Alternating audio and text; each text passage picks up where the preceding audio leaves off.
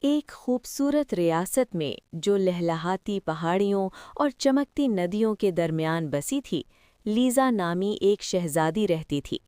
شہزادی لیزا کے بال بہت لمبے اور سنہرے تھے جو سورج کی روشنی میں سونے کے تاروں کی طرح چمکتے تھے۔ لیکن جو چیز ان بالوں کو خاص بناتی تھی وہ تھی ان کی جادوئی طاقت۔ جب بھی شہزادی لیزا گانا گاتی، اس کے بال موسیقی کے دھن پر رقص کرنے لگتے۔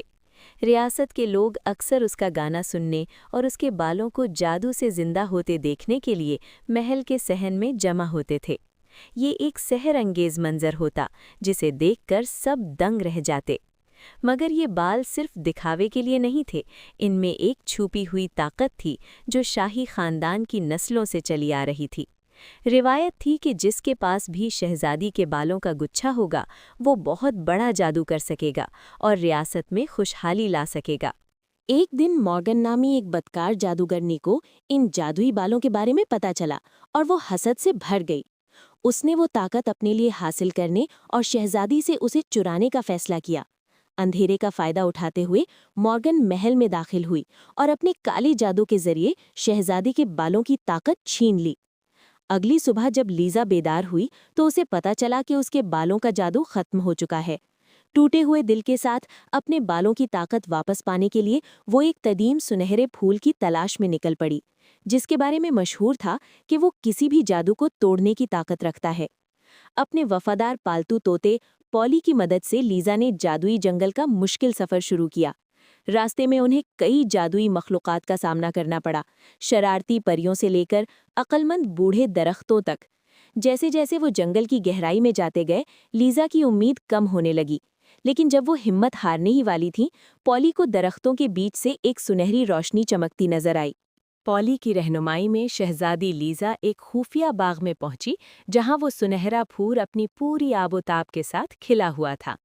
کانپتے ہاتھوں سے لیزا نے اس کی ایک پنکھڑی توڑ لی اور دل سے دعا مانگی۔